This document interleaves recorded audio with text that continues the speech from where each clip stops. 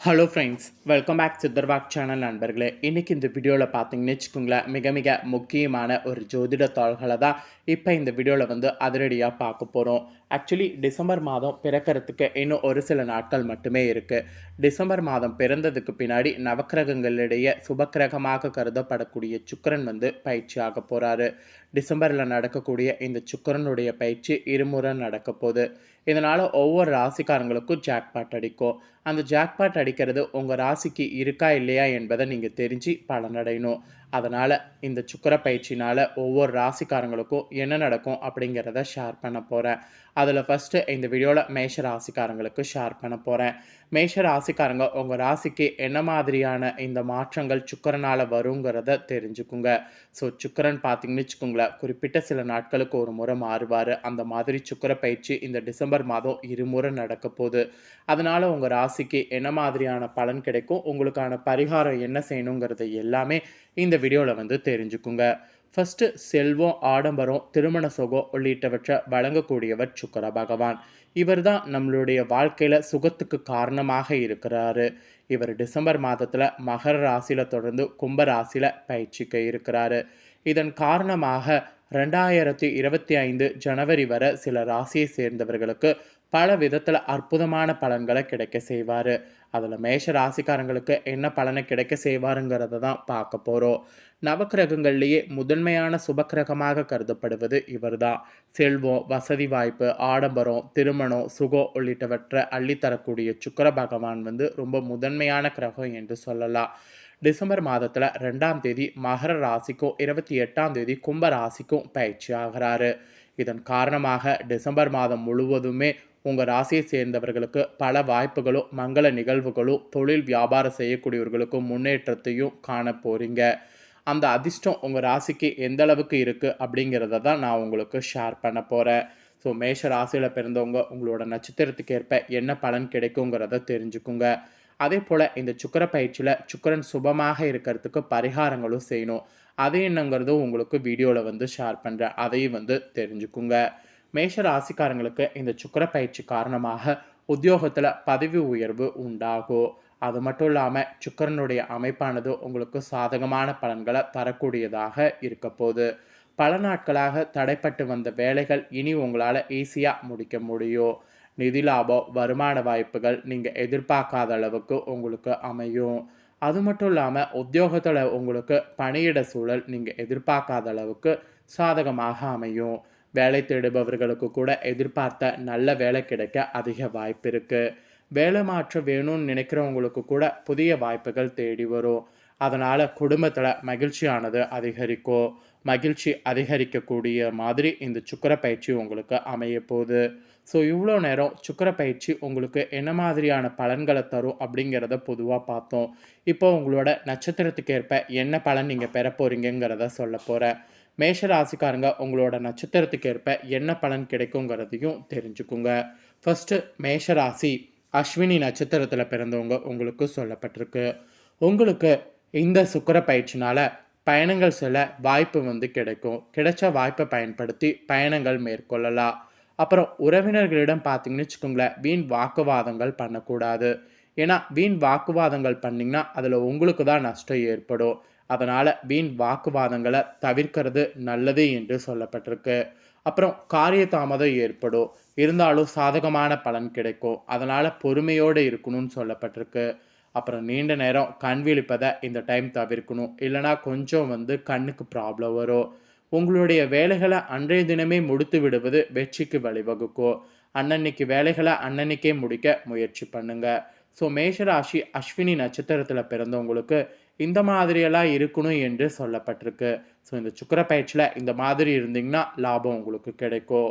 அப்புறம் மேஷராசி பரணியில் பிறந்தவங்களுக்கு சொல்லப்பட்டிருக்கு. இதில் பிறந்தவங்களுக்கு என்னங்கிறத சொல்கிறேன், நோட் பண்ணிக்கோங்க. இந்த நட்சத்திரத்தில் பிறந்தவங்களுக்கு இந்த சுக்கிர பயிற்சி சுகத்தை உண்டாக்கும். பணவரவு நீங்கள் எதிர்பார்க்காத அளவுக்கு கூடும். எதிர்ப்புகள் இருந்ததுன்னா அந்த எதிர்ப்புகள் அத்தனையுமே மறையும். பகை பாராட்டியவர்கள் உங்ககிட்ட பகையை மறந்து நட்பு கரம் நீட்டுவாங்க. அப்படி நீட்டும் போது அந்த நட்பு வேணுமாங்கிறது யோசிச்சு செயல்படுங்க. அப்புறம் நீண்ட நாட்களாக இருந்து வந்த பிரச்சனைகள் உங்களுக்கு முற்றிலும் குறையும். எதையும் செய்து முடிக்கக்கூடிய சாமர்த்தியம் வேண்டும். அதுதான் உங்களுக்கு ரொம்ப முக்கியம். அது இருந்ததுன்னா மட்டும்தான் இந்த சுக்கிர பயிற்சிய உங்களால சமாளிக்க முடியும். இது பரணியில பிறந்தவங்களுக்கு சொல்லப்பட்டிருக்கு. அப்புறம் கார்த்திகையில பிறந்த மேஷ ராசிக்காரங்களுக்கு சொல்லப்பட்டிருக்கு.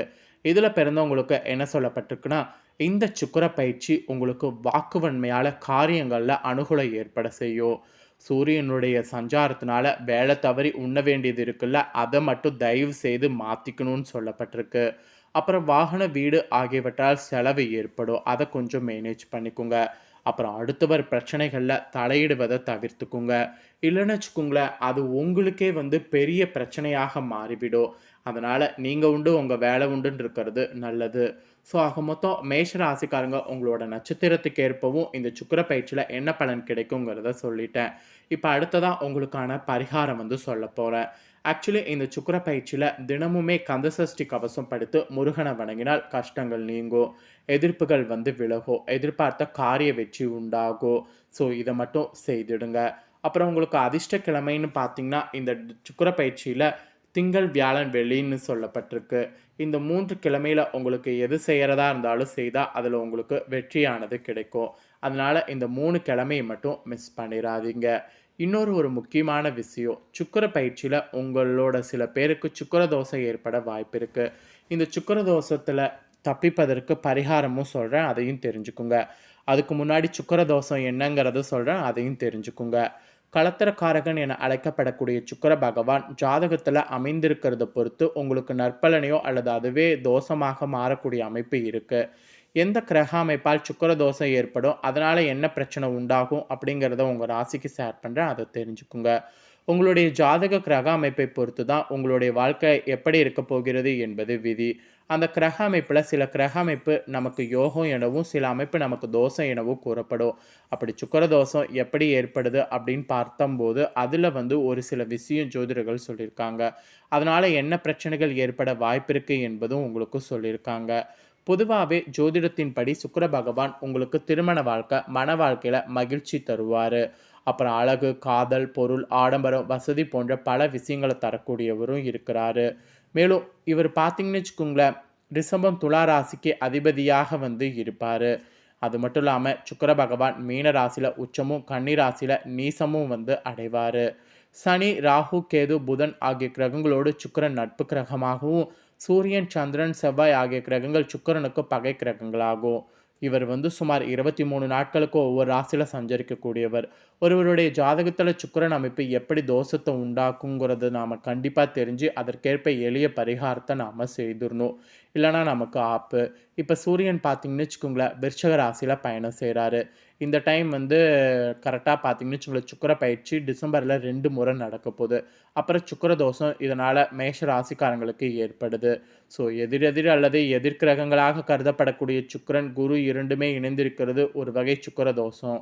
ஏனெனில் சுக்கிரன் பார்த்தீங்கன்னு வச்சுக்கோங்களேன், இனி வந்து நமக்கு பாதிப்பு இல்லாம இருக்கிறதுக்கு சுக்கிர தோஷத்துல பரிகாரம் வந்து செய்யணும்.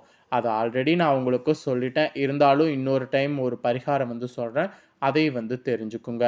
சுக்கிர பகவானுடைய நல்லொருள் பெற்றிட இந்த அதிர்ஷ்டக்கிழமைன்னு சொன்னேன்ல, அந்த வெள்ளிக்கிழமை அன்னைக்கு கோவிலுக்கு போங்க. கோவிலுக்கு போய் சுக்கிர பகவான கோவில்ல வழிபட்டு வாங்க. உங்களால முடிந்த அளவுக்கு அன்றைய நாள் தான தர்மங்கள், நன்கொடை வந்து செய்யுங்க. அது இந்த தானம் தான் செய்யணும், அந்த தானம் தான் செய்யணும் அப்படிங்கிறதெல்லாம் நான் சொல்லல. பொதுவா உங்களோட சக்திக்கு என்ன தானம் முடியுதோ, அந்த தானத்த நீங்க வெள்ளிக்கிழமை செய்யுங்க. அத நீங்க செய்து வந்தாலே உங்களுக்கு சுக்கிர தோஷம் வந்து குறையும். அதனால மறக்காம பார்த்தீங்கன்னு வச்சுக்கோங்களேன், அந்த ஒரு பரிகாரம் வந்து செய்திடுங்க. அதாவது வெள்ளிக்கிழமை தானம் செய்றத வந்து செய்திடுங்க. மேஷ ராசிக்காரங்க உங்களுக்கு சுக்கிர பயிற்சி பலன் இதுதாங்க. இந்த சுக்கிர பயிற்சி பலன தெரிஞ்சு பலனடையணுங்கிறதுனால தான் உங்களுக்கு ஃபுல்லா இந்த வீடியோல ஷேர் பண்ணேன். இந்த தாள்கள நீங்க பார்த்தது போல உங்க ஃப்ரெண்ட்ஸ், ஃபேமிலில இருக்கவங்களும் மேஷ ராசிக்காரங்க பார்த்து பயனடையணும்னு நெனச்சீங்கன்னா, வீடியோ லைக் பண்ணி ஷேர் பண்ணுங்க. உங்க ஃப்ரெண்ட்ஸ், ஃபேமிலில இருக்கிறவங்களும் வீடியோ பார்க்கட்டும். அவங்களோட ராசி மேஷ ராசியா இருந்ததுன்னா, இந்த தாள்கள தெரிஞ்சு இதற்கேற்ப நடந்து பலனடையட்டும். ஸோ கண்டிப்பா வீடியோ லைக் பண்ணி ஷேர் பண்ணுங்க. உங்க ஃப்ரெண்ட்ஸ், ஃபேமிலில இருக்கவங்களும் பார்த்து பலனடையட்டும்.